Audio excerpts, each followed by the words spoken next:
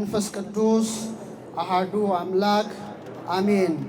አቤቱ ጌታችን አምላካችን ንጉሳችን ሕይወታችን ብርሃነ ብርሃናት ኢየሱስ ክርስቶስ ሆይ ክብርና ምስጋና አምልኮትና ውዳሴ ላንተ እናቀርባለን። እግዚአብሔር ቸርነት እንደ እግዚአብሔር ቅዱስ ፈቃድ እንደሱ ምስጢር ገላጭነት ጥር ምጥን ላለች ደቂቃ የእግዚአብሔርን ቃል እንማራለን። የምስጢር ባለቤት የአውደ ምሕረቱ ባለቤት እግዚአብሔር መንፈስ ቅዱስ ምስጢሩን ጥበቡን ማስተዋሉን እንዲገልጥልን ቅዱስ ፈቃድ ይሆንልን። እስቲ አብረን እንበል። ከቅዱሳን መላእክት በሉ አንዱ ቅዱስ ገብርኤል በኪሩቤል ላይ የተሾመ ነው። ይህን ኃይለ ቃል የተናገረው የአዳም ሰባተኛ ትውልድ የሆነው ሄኖክ ነው። ሄኖክ ሞትን ሳያይ የተሰወረ ነው። መልአኩ እየመራው ፈለከ ፈለካትን አየራ አየራትን ሙፃ ነፋሳትን የፀሐይን የጨረቃን የከዋክብትን የመባረቅትን የነጎድጓድን ምስጢር የተመለከተ ሲሆን ካያቸው ታላላቅ ምስጢራት መካከል ስለ ቅዱሳን መላእክት ነው። በተለይ በምዕራፍ 6 ላይ መጀመሪያ ኡራኤልን ቀጥሎ ሩፋኤልን ቀጥሎ ሚካኤልን እያነሳ ሄዶ ቁጥር 7 ላይ ከቅዱሳን መላእክት አንዱ ቅዱስ ገብርኤል በኪሩቤል ላይ የተሾመ ነው ይላል። በማን ላይ የተሾመ ነው? በዛሬው ዕለት በዓሉን የምናከብረው ገናናው መልአክ ቅዱስ ገብርኤል ጸወርተ መንበር በሆኑት በኪሩቤል ላይ የተሾመ ታላቅና የከበረ መልአክ ነው። አመስግኑት። በእውነት መላእክት ወገን ኪሩቤልንና ሱራፌልን የሚበልጥ በፍጹም ሊገኝ አይችልም። እነሱን ደግሞ እንዲመራ እግዚአብሔር የሾመው የመላእክት አለቃ ብርሃናዊ መልአክ ማን ነው? ስሙን ጥሩት እስቲ ድገሙት። ማን ነው? ቅዱስ ገብርኤል ነው። ገብርኤል ማለት ጋቦር ማለት በዕብራይስጥ ቋንቋ ኃያል ማለት ነው። ኤል ማለት እግዚአብሔር ማለት ነው። ገብርኤል ማለት እግዚአብሔር ምን ማለት ነው? ኃያል ነው ማለት ነው። መተርጉማን ግን ከግብሩ የተነሳ መጋቤ ሐዲስ እግዚኦ ገብር ጸዋሬ ዜና ወምክር ይሉታል። በተለይ ታላቁ ሊቅ ቅዱስ ያሬድ ምን ይላል?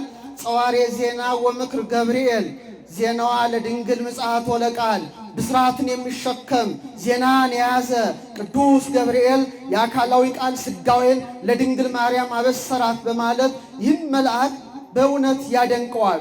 ስለ ኪሩቤል ጥቂት ልንገራችሁ። ኪሩቤል ማለት በቀላሉ ለመረዳት የሥላሴን ስዕል ስትመለከቱ በስተቀኝ የምታዩቸው የሰው መልክና የአንበሳ መልክ ያለው መልአክ ነው። አለቃቸው ኪሩብ ይባላል። እሱም ማን ነው? ቅዱስ ገብርኤል ነው። ዓይናቸው ብዙ ነው። በስተግራ ስትመለከቱ የላም ፊትና የንስር ፊት ያለው መልአክ አለ። ነገዱ ሱራፌል ይባላል።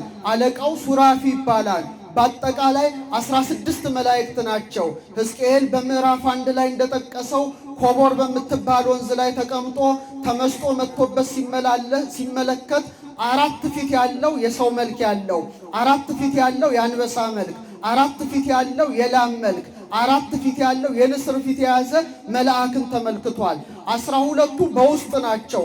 4ቱ ደግሞ በውጭ ስለሚታዩ 40ቱ እንስሳ ይባላሉ እንጂ 16 ሊቃነ መላእክት ናቸው።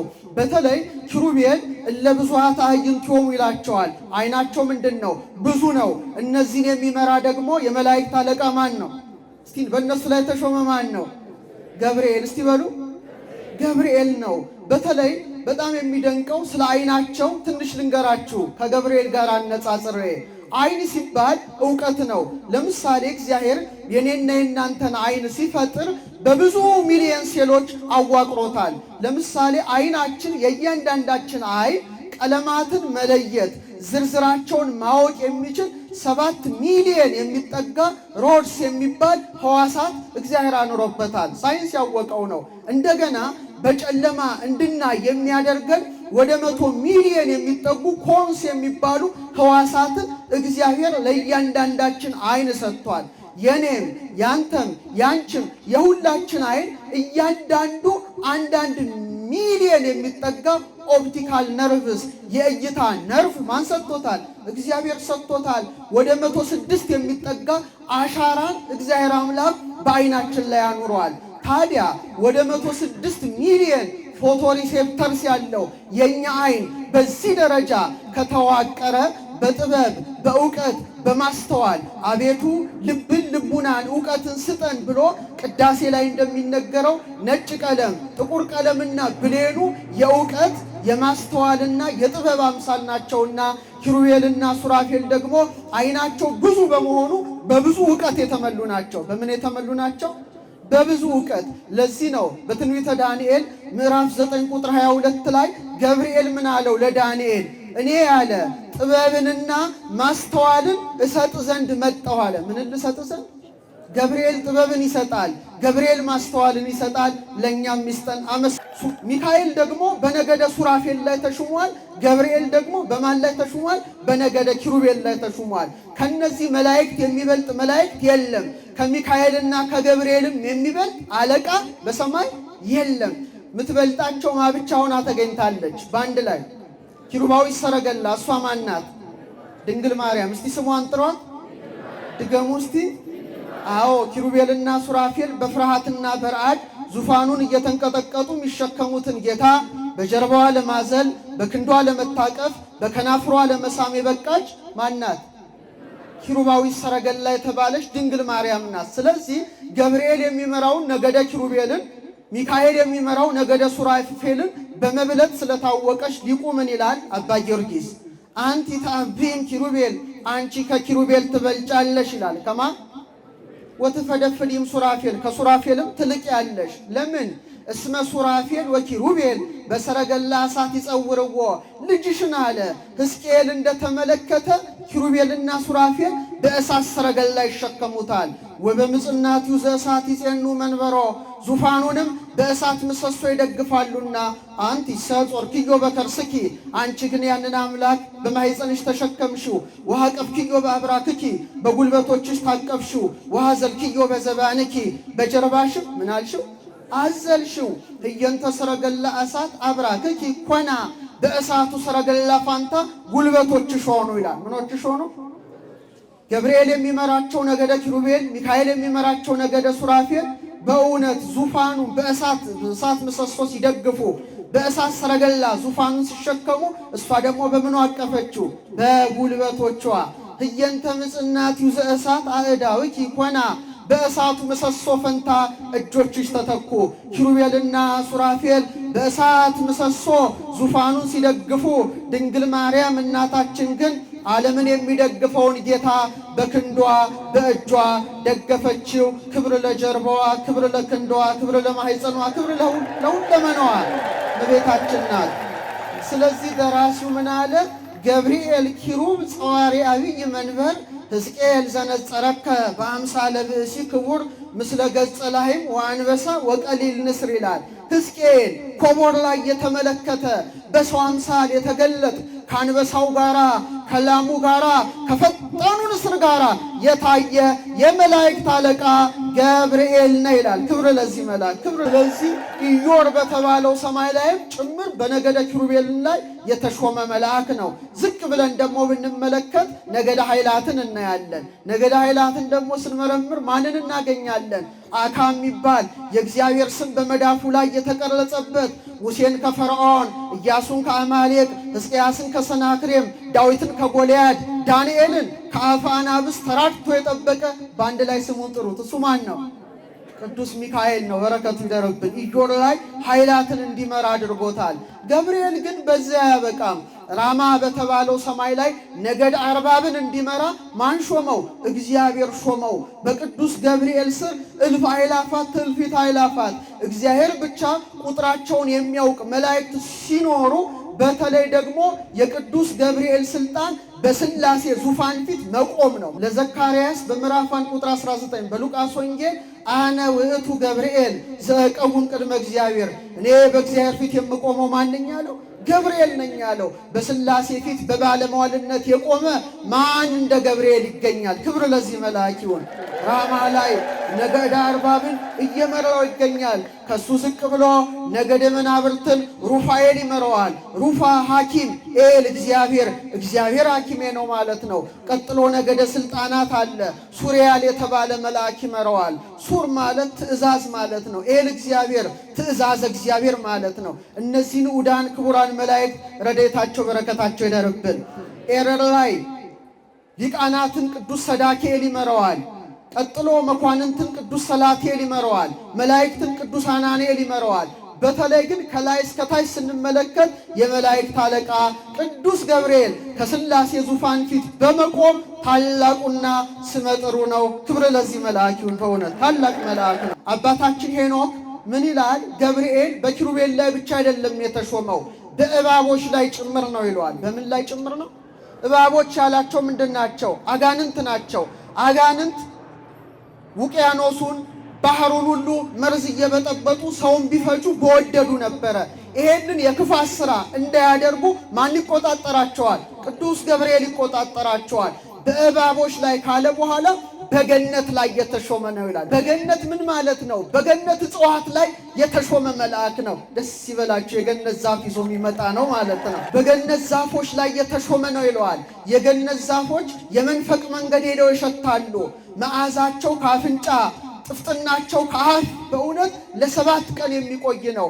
አንዱን ፍሬ እድሉን አግኝታችሁ ቆርጣችሁ ብትመገቡ እስከ ስንት ጊዜ ሊያቆያችሁ ይችላል? እስከ ብዙ ጊዜ ከአፋችሁ ጣፋጭነቱ በእውነት ይቆያል። ታላቁ አባት ሄኖክ በምዕራፍ 7 ላይ 7 ተራራዎችን ተመለከተ። በሙሉ የመዓዛ እጽዋት ከበዋቸዋል። አንዷ ዛፍ ግን አስተውሉች ላይ አንዷ ዛፍ ግን ቅጠሏ አይጠወልግም፣ አበባዋ አይረግፍም፣ ፍሬዋ እንደ ዘንባባ ያማረ ዛፍ ናት። እቺ ዛፍ ምንድናት ብሎ ሲጠይቅ ቅዱስ ሚካኤል ይተረጉምለታል።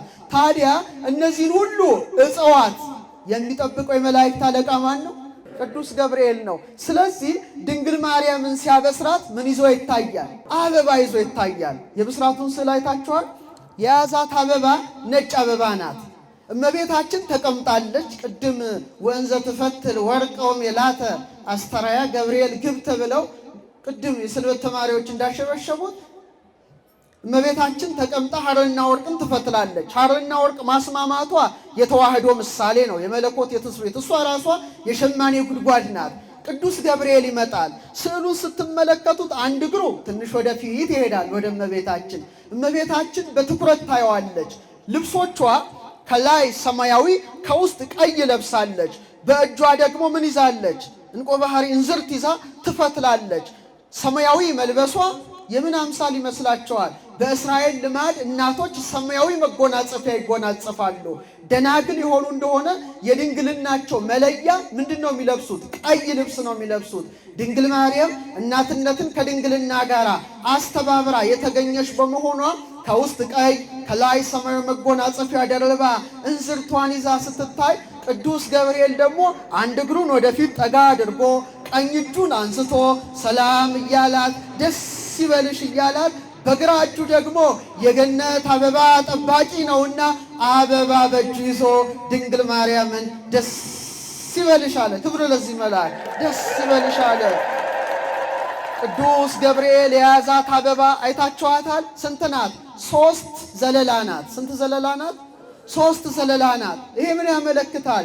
ድንግል ማርያም ጌታን ከመውለዷ በፊት ድንግል 1፣ ጌታን በወለደችው ጊዜ ድንግል 2፣ ጌታን ከወለደችውም በኋላ ዘላለማዊት ድንግል ናት። በንጽሐ ሥጋ 1፣ በንጽሐ ነፍስ 2፣ በንጽሐ ልቡና 3 ንጽሕት ናትና በእውነት ዘለላ 3 ዘለላ የያዘ አበባ ይዞ ነጭ አበባ ናት። ነጭ ደግሞ የድንግል ማርያም ምንድን ነው? ንጽሕና ቅድስና ነው። እመቤታችን በነጭ አበባ እመቤታችን በነጭ ዕንቁ መመሰል ልማዷ ነው። ያሬድ አባታችን በድጓው ላይ ማርያም እሰተሃቱ እምትካት ውስተ ከርሱ ለአዳም ከመባህሪ ጸዓዳ፣ ማርያምስ ማርያም ግን ከጥንት ጀምሮ በአዳም ባህሪ ውስጥ እንደ ነጭ ዕንቁ ታበራለች ብሎ እንደተናገረ ገብርኤልም ነጭ አበባ ይዞ ይሳላል። ድንግል ማርያም የገነት አበባ ናት። ጣፋጩ ፍሬ ልጇ ኢየሱስ ክርስቶስ ነው። የማይጠወልግ አበባዋ የማይረግፍ ቅጠሏ ዘላለማዊት ድንግል ናት። ኦ ድንግል ኦ መገነት ዘተከላ የማነ እግዚአብሔር ወአጽገያ ኃይለ መንፈስ ወአፍሬያ ጽላሎተ አብ። አባ ጊዮርጊስ ነው የአብ ቀኝ የተከላት የመንፈስ ቅዱስ ኃይል እንድታብብ ያደረጋት ፍሬሕይወት ወልደ እግዚአብሔር ክርስቶስን በማኅፀኗ የተሸከመች በመሆኗ ገብርኤል ወዳጇ መዓዛ ያለውን የገነት አበባ ይዞ ጸጋን የተመላሽ ደስ ይበልሽ አለ። ደስ ይበላት እመቤታችን። አዎ ስለዚህ ታላቅ መልአክ በብዙ መልኩ የተሾመ በሰራዊት ሁሉ ላይ የተሾመ ነው ይለዋል። እስቲ በሰራዊት ሁሉ ላይ በሉ እስቲ የተሾመ ነው። መጽሐፈ ሄኖክ ምዕራፍ 10 ላይ ስለ ገብርኤል መጀመሪያ ሚካኤልን ያነሰዋል። እስቲ አብረን እንበል ከመዓት ሁሉ የራቀ በሉ እስቲ ሚካኤል ነው። ከምን የራቀ? ለዚህ ነው ተውህቦ ምህረት ለሚካኤል በጣም ደግ ነው። ማን እንደ ሚካኤል ደግ አለ? እንደ ሚካኤል ማን ደግ አለ? አልቦ ዘይት ማሰለከ በልማደ ምህረት ወሳሂል እንበለ ባሕቲታ እኅትከ ማርያም ድንግል ከድንግል ማርያም በቀር ከፍጡራን ወገን በደግነት የሚመስል ማን ነው ይላል። እንደ ገብርኤል ደግሞ ማን ደስተኛ አለ? ክብር ለእነዚህ ሁለቱ መላእክት። እመቤታችን ደግሞ ስትመጣ ሁለቱንም ይዛ ነው የምትመጣው አይደል እንዴ? ማንን ነው ይዛ የምትመጣው? በጣም ደግ የሆነው ሚካኤልንና በጣም ደስተኛ ፍስሐ ገጽ የሆነውን ገብርኤልን። ለዚህ ነው አባ ጽጌ ድንግል በጣም በአድናቆት ሆኖ ነጭም ቀይም አበባ ይላል። እንዘ ተሐቅፍዮ ጽጌ ጻዕዳ ወቀይ ነጭ ክርስቶስ ነው፣ ፍጹም አምላክ ነው። ቀይ ምንድን ነው? ስጋን ተወህደዋል። ቀይ ምንድን ነው? ደሙን አፍሷል። ነጭ አበባ ምንድን ነው? ትንሣኤውን ገልጧል። እሱን ታቅፈሽ ይላል። እንዘ ተሐቅፍዮ ለሕፃንኪ ጽጌ ጻዕዳ ወቀይ አመ ቤተ መቅደስ ቦይኪ በዕለተ ተአምር ወንስ ርግቤ ትናዝዝኒ እምላ ርግበ ኖህ ርግበ ሰሎሞን ከሐዘኔ ከለቅሶዬ ታረጋጊኝ ዘንድ ነይ ይላታል። ትምጣ እመቤታችን። ግን ስትመጪ ብቻሽን አትምጪ ነው የሚለው። ማንን ይዘሽ ነይ? ደስተኛውን ገብርኤልንና እንዳንቺ ርኅሩኅ የሆነውን ሚካኤልን። ደስተኛውን ገብርኤል። ስለዚህ ገብርኤል በዓለመ መላእክት ዘንድ መላእክትን ያጸና በመሆኑ የእምነት አርበኛ በመሆኑ በእውነት እምነት ያላቸውን ይወዳል። ገብርኤል ተጠራጣሪ አይወድም። ምንን አይወድም? ዘካርያስ ቢጠራጠር አንደበቱን አትሞታል። ሰለስቱ ደቂቅ ደግሞ በእምነት ቢጸኑ እሳት ውስጥ አብሯቸው ምን ብሏል? ገብቷል። በ5 ደቂቃ ትምህርቴን ልጠቅልለው። በተለይ በዛሬው በዓል ዕለት የምናስበው ትንቢተ ዳንኤል ምዕራፍ 3 ላይ እንደምታነቡት ናቡከደነጾር የተባለ የባቢሎን ንጉሥ ቁመቱ 60 ደረቱ 6 ክንድ ያለው ጣዖት አሰርቶ በዱራ ሜዳ ላይ በባቢሎን አውራጃ አቁሞ ለዚህ ጣዖት ያልሰገደ አንገቱ ለስለት እንደሚሆን በነሰውነቱ እቶን እሳት ውስጥ እንደሚወረወር አዋጅ ባወጀ ጊዜ መሳፍንቱ፣ መኳንንቱ፣ ወይዛዝርቱ ጭምር ለዚያ ጣዖት ሲሰግዱ ሲረበረቡ፣ አዋጅ ነጋሪውም በእውነት ለዚህ ጣዖት ያልሰገደ እሳት ውስጥ ይወረወራል ብሎ አዋጅን ሲናገር 3ቱ ሕፃናት 3ቱ ወጣቶች አናንያ፣ አዛርያ፣ ሚሳኤል ግን ስግደት ለማን ብቻ ይገባላሉ? እስቲ ንገሩኝ። ለአንተ ላቆምከው ጣዖት አንሰግድም። ስግደት ለማን ይገባል? ለምንድን ነው የምንሰግደው ታውቃላችሁ? ላም፣ አህያ፣ ፈረስ፣ በቅሎ፣ ተኩላ፣ ቀበሮ ስንት እግሮች አሏቸው? ለምንድን ነው እግዚአብሔር ለኛ 2 እግር የሰጠው? 4 እግር ሰጥቷቸዋል። እነሱ 4 እግር የሰጠበት ምክንያት ምንድን ነው? ወደ ሰማይ ቀና ብለው ማየት አይችሉም። ሁሌ የሚግጡትን ሳር የሚጠጡትን ውሃ በማሰብ መሬት እንዲያዩ አድርጎ ስለፈጠራቸው ስንት እግር ሰጥቷቸዋል? ሰውን ግን ሲፈጥረው እንደ ዘንግ መልምሎ እንደ እሸት ፈልፍሎ ቀና ብሎ ፀሐይን፣ ቀና ብሎ ጨረቃን፣ ቀና ብሎ ከዋክብትን እየተመለከተ ሰማያት ይነግራ ስብሐተ እግዚአብሔር፣ ሰማያት የእግዚአብሔርን ገናንነት ይመሰክራሉ ብሎ አምላኩን እንዲያደንቅ ስንት እግር ሰጠው? በዚህ እግር ለማን እንበረከካለን? ስንበረከክና ስንሰግድ 3 ነገር አስበን ነው። መጀመሪያ መውደቃችን መሬት መሆናችንን እናመለክታለን። መነሳታችን ከመሬት አፈር አንስቶ የፈጠረ ማን ብቻ ነው? ንገሩኝ፣ ማን ብቻ ነው? እግዚአብሔር ነው። ሁለተኛ መሬት መውደቃችን ኃጢአት መስራታችንን ያመለክታል። መነሳታችንስ በንስሐ እንነሳለን ነው። 3ኛ መሬት መውደቃችን መንበርከካችን መሬት ነህና ወደ ምን ትመለሳለን? ወደ መሬት። ግን ወድቀን አንቀርም። እንደገና ምን እንሆናለን? እንነሳለን። እኛም በመቃብር ፈርሰን በስብሰን አንቀርም። ትንሣኤና ሕይወት ኢየሱስ ክርስቶስ ዳግመኛ ይመጣል። ከሞት እንነሳለን። ደስ ይበላችሁ። ጉልበታችን ለእግዚአብሔር ብቻ ይንበረከካል። ሰለስቱ ደቂቅ ለዚህ ነው። እንደውም ልንገራችሁ፣ ሰው ማለት መቅደስ ነው። ሰው ማለት ምንድን ነው? ስንት እግር አለን? ከእግራችን በላይ ምን አለ? ሆዳችን ኩላሊት አለ። መጀመሪያ ኩላሊት ነው። ይፈትል ልብ ወኩልያተ ኩላሊት አለ፣ ቀጥሎ ልብ አለ፣ ቀጥሎ ምን አለ? ራስ አለ። ለምን እግዚአብሔር ለምን ፈጠረን እንደዚህ አድርጎ? ምስጢሩን ልንገራችሁ ትፈልጋላችሁ? እኛ የማን መቅደስ ነን? ለማን ብቻ እንሰግዳለን? ይሄውላችሁ ቤተ መቅደሱ ሲሰራ እግዚአብሔር አርክቴክቱ እግዚአብሔር ነው። ሙሴን ሲና ተራራ ላይ አውጥቶ የብርሃን ድንኳን ያሳየውና እንደዚህች አድርገ ስራ ይለዋል። ሲያሳየው ግን 3 ክፍል ነበራ። ስንት ክፍል ነበራ? አደባባይ አለ፣ ካህናት የእሳት መስዋዕት የሚያቀርቡበት ብዙ የእሳት ቁርባኖች ይደረጋሉ። ቀጥሎ ቅድስት አለ። ቅድስት ውስጥ 3 ስርዓቶች አሉ። እናንተ ሰውነት ውስጥ ላሳያችሁ ነው ቤተ መቅደሱ። ዝግጁ ናችሁ? ቅድስት ውስጥ ምን አለ መሰላችሁ? 7ቱ የመቅረዝ መብራቶች ይበራሉ። የዕጣን መስዋዕት ይቀርባል። እንደገና ጠረጴዛው ላይ 12 ህብስት ይቀመጣል። ቅድስተ ቅዱሳን ውስጥ ደግሞ ታቦተ ጽዮን አለች፣ የአሮን በትር አለች፣ መናውን የያዘች መሶበ ወርቅ አለች። ስንት ስርዓት ማለት ነው? 3 ስርዓት። እና መቅደሱ 2 ምሰሶዎች ነበሩት። ያቁም በሉ እስቲ በለዝ። ቤተ መቅደሱ 2 የነሐስ ምሰሶ ያቁምና በለዝ አጽንተውት እንደቆሙ በተመሳሳይ መልኩ ለአምልኮተ እግዚአብሔር ጸንተው የሚቆሙ 2 እግሮችን ማን ሰጠን? በጣም ጥሩ። ልክ እንደ አደባባይ ኩላሊታችንን አደረገ። ኮድ ነው፣ ምንም ሌላ ነገር የለውም። በአደባባይ የሚቃጠል እሳት መስዋዕት እንደሚቀርብ አንጀታችንም በማን ፍቅር ይቃጠላል? በእግዚአብሔር። እስቲ በሉ ልክ እንደ 3 ደቂቃ አንጀታችን ተቃጠለ። በማን? በክርስቶስ ፍቅር። ሌላ በማን ሊቃጠል ይችላል? በእውነት ከአንጀት የወደድኩሽ ይላል ጎረምሳው እሷ። እኛ ግን የሚቃጠለው አንጀታችን በማን ፍቅር ነው? በእግዚአብሔር ነው። እንደ ቅድስት አድርጎ ልባችንን ሰርቶታል። ምናችንን? 7 የመቅረዝ መብራቶች በቅድስት እንደሚበሩ 7 የልቡን አይኖችን እግዚአብሔር ሾሞታል። በምናችን ላይ? በልባችን ላይ። የዕጣን መስዋዕት እንደሚቀርብ እስትንፋስን ከሳምባችን ከልባችን ያወጣል እንለዋለን። በእስትንፋሳችን ልክ ማንን እናመሰግናለን? እስትንፋስ ያለው ሁሉ ማንን ያመስግን? ልክ እንደ 12ቱ ህብስት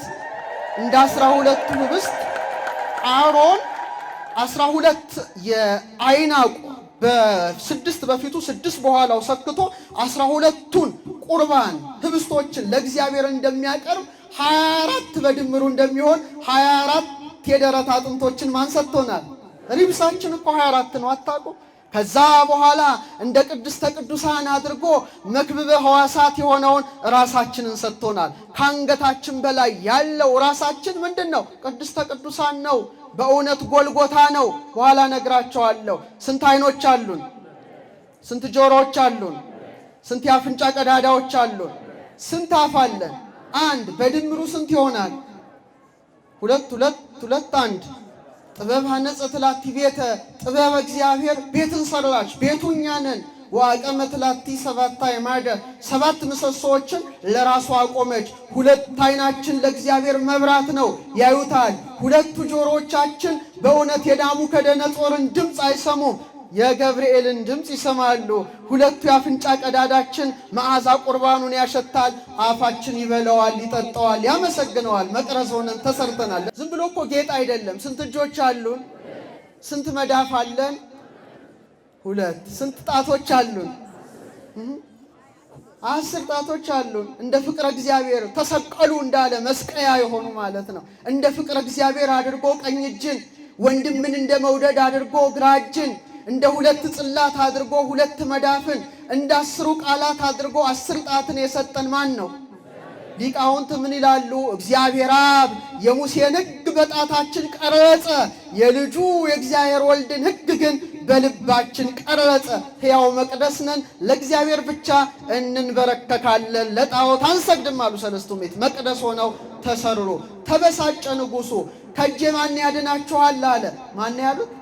ማን ያድነናል? እስቲ እግዚአብሔር ያድነናል በሉ እስቲ። ማን ያድነናል? እግዚአብሔር ያድነናል። ባያድነን እንኳ አሉ አንተ ላቆምከው ምስል አንሰግድም አሉ። ተበሳጨ። ወተወለጠ ርየተ ገጹ ይላል። ፊቱ ተለወጠ። እሳቱን ደብል አድርጋቸው አንዱት አለ። ደብል አድርገው ሲያነዱት 49 ክንድ ወደ ላይ ያወጣ። ስንት ክንድ? ድገሙት እስቲ። አሁን ቁጥሩን ምስጢር ስላለው ነው የምነግራችሁ። 49 ክንድ ወደ ላይ ወጣ። ኃያላኑን አዛሪያን ሚሳኤልን እሳት ውስጥ ሲወረውራቸው በጣም ፈጣኑ መልአክ ከራማ ተነስቶ እንደ አይን ቅጽበት እሳት ውስጥ ገብርኤል ቀድሞ ተገኘ። ቀድሞ ይድረስልን ቅዱስ ገብርኤል ቀድሞ ተገኘ።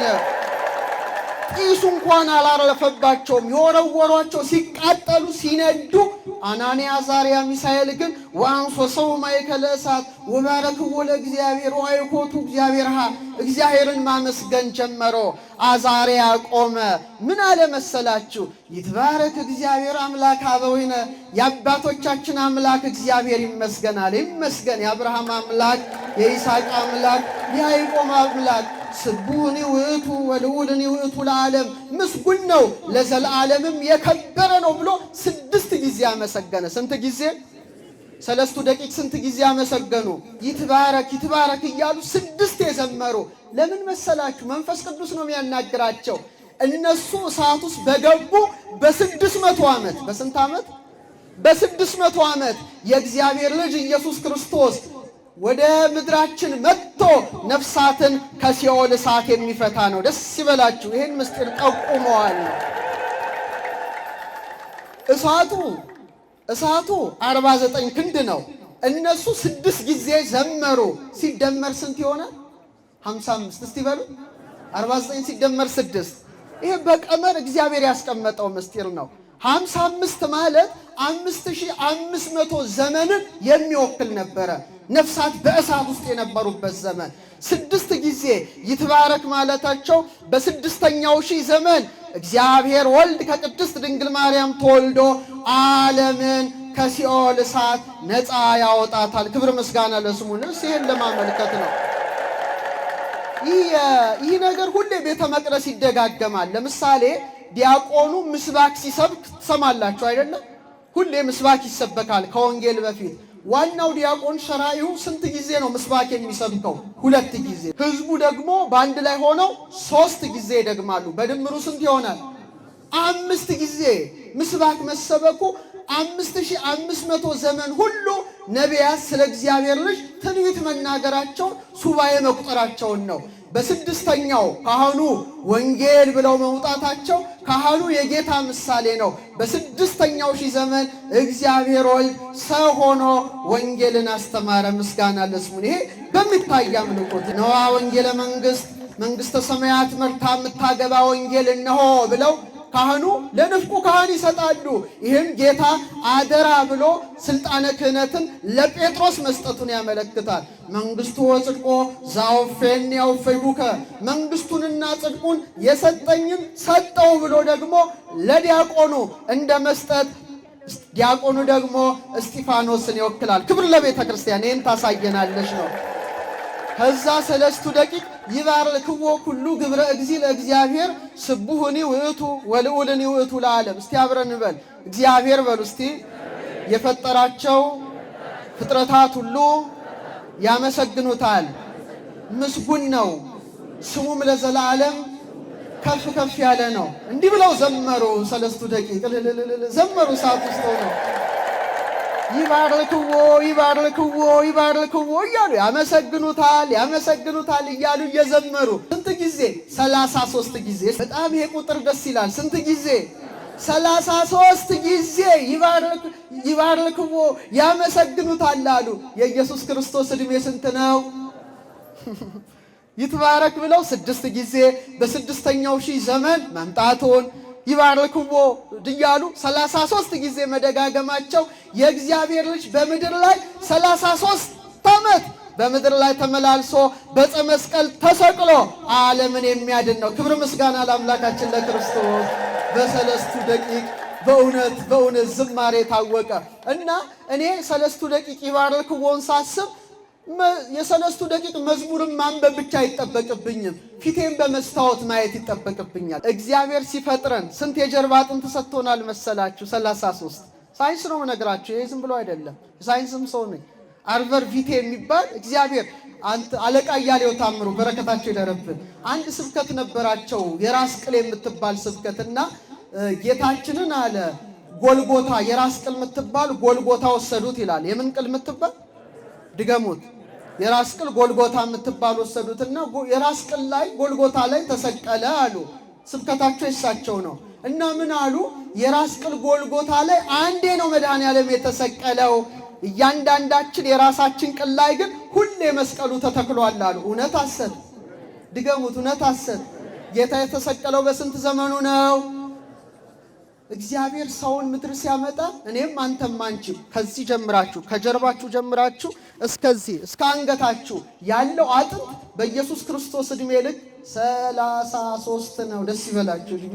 ከዛ ምን አለ? የራስ ቅል አለ። ይሄ ማለት ምንድነው? ጎልጎታ ነው ማለት ነው። ሁሌ መስቀሉ ተተክሎብናል። የማታስተውሉ የገላትያ ሰዎች ኢየሱስ ክርስቶስ እንደተሰቀለ ሆኖ በፊታችሁ ተስሎ ነበረ፣ ለእውነት እንዳትታዘዙ አዚም ያደረገባችሁ ማን ነው አለ። ስለዚህ ዕድሜውን በጀርባችን ጎልጎታን በራሳችን ላይ የሾመ የሕይወት ራስ ኢየሱስ ክርስቶስ ክብር ምስጋና ለስሙ ይሁን። ናቡከደነጾር 3 ሰዎች ጥለን ነበር አለ። 4 ሰው ያለው ወራቡሰ ይመስል ገጹ ከመወልደ እግዚአብሔር፣ 4ተኛው የአማልክት ልጅ ይመስላል ወይም በግዕዙ የእግዚአብሔርን ልጅ ይመስላል ብሎ አደነቀ። ደስ ይበላችሁ። የእግዚአብሔር ልጅ ገብርኤል ነው። የእግዚአብሔርን ልጅ ሥጋው የሚናገረው ገብርኤል በመካከላቸው ነበረ። አናንያ፣ አዛርያ፣ ሚሳኤል ውጡ ባላቸው ጊዜ ከእሳቱ ውስጥ ወጡ። ቅዱስ ገብርኤል እሳት ውስጥ ጠበቃቸው። ጢስ እንኳን አላረፈባቸውም። ዛሬም ገብርኤል ከመከራ ሁሉ በተራዳይነቱ ይጠብቃችሁ። እኔ 3 ደቂቅን ሳስብ ኢትዮጵያ ትዝ ትለኛለች። ለምን መሰላችሁ? 3 ደቂቅ ለማን አንሰግድም ብለው ነው እሳት ውስጥ የገቡት? ለጣዖት አንሰግድም ብለው ነው። ገብርኤልም የተራዳቸው ለዛ ነው። ኢትዮጵያውያን ሊቃውንትም 3 ደቂቅ ናቸው። ለምን? ሀገራችን ኢትዮጵያ በጣዖት እንዳትያዝ፣ በሟርት እንዳትያዝ፣ በክፉ መንፈስ እንዳትያዝ በዕለታቱ በወራቱ ሁሉ እንዲከብር ያደረጉት ማንን ነው? እግዚአብሔርን በሉ እስቲ። ብቸኛዋ የምድራችን ሀገር ኢትዮጵያ ናት። ለምሳሌ አሁን ያለንበት ወር ምንድን ነው? በአንድ ላይ ታኅሳስ። እስቲ በሉ ታኅሳስ ስትሉ እኮ ክርስቶስ ደስ ይለዋል። አይ ዶንት ቲንክ ሶ። ፌብሩዋሪ ብትሉ ምናምን ብትሉ ደስ የሚለው አይመስለኝም። ለምን? ታኅሳስ እሱን ነው የሚሰብከው። ሐሰሰ ማለት ፈለገ ማለት ነው። ሐሲስ ሐሲሶት ካለው የግዕዝ ንዑስ አንቀጽ ይወጣል። ታኅሳስ ማለት የማሰስ ወራት። የምን ወራት? ማን ነው የሚታሰሰው? ማን ነው የሚያስሰው? ማን ነው ተፈላጊው? ማን ነው ፈላጊው? ተፈላጊው ማን ነው? ኢየሱስ ክርስቶስ ነው። ፈላጊዎቹ ማን ናቸው? ሰብአ ሰገል ናቸው። የሚመራቸው ማን ነው? ኮከብ ነው። አይቴ ሃሎ ዘተወልደ ንጉሥ አይሁድ፣ የተወለደ አይሁድ ንጉሥ ወዴት አለ? እስመ ርኢነ ኮከበ ዚአሁ በምስራቅ ወመጻእይነ ከመ ንስግድ ሎቱ፣ የእርሱን ኮከብ በምስራቅ አይተን ለእርሱ ልንሰግድ መጥተናል ብለው አስሰው ክርስቶስን አገኙ። ኢትዮጵያ ኢየሱስን ያሰሰችው። ክብር ለዚች ሀገር። ጣዖታዊው ዓለም ግን እንደ ናቡከደነጾር ነው። ጣዖትን የሾመው። ለምሳሌ የሌላው ዓለም ሟርት ተመልከቱ። ማርች ይላል። አዲሱን ዓመታቸው ማርች አይደለም ጁን ነው፣ ጃንዋሪ አይደል? እስቲ በሉት። አትበሉት። ምን እኔም አላልኩትም ያስጠላኛል። ጃኑስ ማለት ጣዖት ነው። ናቡከደነጾር ያቆመው ጣዖት ነው እኮ። ዘ ጎድ ኦፍ ጌትስ ኤንድ ዶርስ፣ የበርና የመዝጊያ አምላክ የተባለ ጣዖት ነው። ዓለሙ እስካሁን ጣዖት ያመልካል። የእሱ ወር ማለት ነው። ፌብሩዋሪ ማለት የካቲት ማለት አይደለም። ፌብሩም ማለት መንጻት ማለት ነው። ለጣዖት የመንጻት ስርዓት የሚከበር ወር ማለት ነው። ማርች ማለት መጋቢት ማለት አይደለም። መጋቢት ቀንና ሌሊቱ የሚመጋገብበት ወራሪና ነው። ማርች ግን the god of war የጦር አምላክ ተብሎ የተመለከ ነው። ሚያዝያ የሚዜዎች ወራት ነው። ኤፕሪል ግን ማለት ጣዖት ነው። አፍሮዳይት ትባላለች። እቺ the goddess of beauty and marriage የፍቅርና የትዳር አምላክ ተብላ የተመለከች ጣዖት ናት። ሴቶች ጥሩ ባል ትሰጠናለች ብለው ገረዶቻቸውን ሁሉ ደም ሲያፈሱላት የኖረች ጣዖት ናት። እስካሁን ዓለም ይቀባበላታል። ግንቦት ማለት የግንባታ ወራት ነው። የኢየሩሳሌም ግንብ የተገነባበት ነው። ሜ ማለት ግን አይደለም። ማያ የስጦታ አምላክ ተብላ የተመለከች ናት። ሰኔ ወርሃ ዘር ሰናይ ነው። መልካም ዘር ይዘራል። ጁን ግን አይደለም። ጁኖ የጁፒተር ሚስትና እህት ተብላ የተመለከች ጣዖት ናት።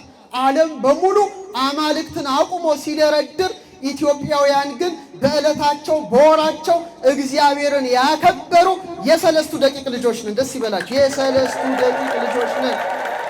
እሁድ ነው። እሁድ አንደኛ የእግዚአብሔር ዕለት ነው። የሥነ ፍጥረት ጅማሮ ነው። ሰንዴ ግን አይደለም፣ ጣዖት ነው። የፀሐይ ዕለት ነው። ሰኞ ሰኑይ ሁለተኛ የሥላሴ ዕለት ነው። መንዴ ግን ጣዖት ነው። ሙንዴ የጨረቃ ጣዖት ነው። ማክሰኞ ሰሉስ ሶስተኛ የሥላሴ ዕለት ነው። ቲውስዴ ግን ጣዖት ነው። ቲው 100 ጎድ እጀ ቆራጣው ጣዖት ዘ ጎድ ኦፍ ሄቨን ኤንድ ዶር የጦርና የሰማይ አምላክ ነው። ረቡዕ ራብ የሥላሴ 4ኛ ቀን ነው። ዌንስዴ ግን ወደን የአንግሎ ሳክሶን ጣዖት ነው። ሐሙስ የሥላሴ አምስተኛ ቀን ነው። ቶርስዴ ግን አማልክት አንዱ ነው። ቶር የኖርዌይ ጣዖት ዘጎድ ኦፍ ተንደር ነው። አርብ ጌታን ይሰብካል። አሪቦት መግባት መካተት መፈጸም ነው። ክርስቶስ አምላካችን በዚህች ዕለት ተሰቅሎ ተፈጸመ ብሎ ስራውን አካተተ። ፍራይዴ ግን አይደለም። ፍሪጋ ጎደስ ኦፍ ቢዩቲ የፍቅር አምላክ ተብላ የተመለከች ጣዖት ናት። ቅዳሜ የቀደመችቱ ሰንበት ናት። ሳተርን ዴ ግን ዘጎድ ኦፍ አግሪካልቸር የግብርና አምላክ ነው። ኢትዮጵያ እንደ ሰለስቱ ደቂቅ እምነቷን ጠብቃ የኖረች በዕለታቷ በወራቷ በሥርዓተ አምልኳ ሁሉ መድህን ክርስቶስን ብርሃን ክርስቶስን የሰበከች ስትሆን አሁን ዓለሙ የዱራ ሜዳ ሆኖ ባቢሎን ሆኖ ጣዖታትን ደርድሮ ያመልካል። ነገር ግን ፈተናው ቢበዛብን እሳቱ ቢበዛብንም ቅሉ ሰለስቱ ደቂቅን ሆነን ስለተገኘን ነውና ቅዱስ ገብርኤል አሁንም ከነደደው እሳት እንዲጠብቀን የዚህ ተራዳይ መልአክ ረድኤት በረከት ይደርብን። ወስብሐት ለእግዚአብሔር።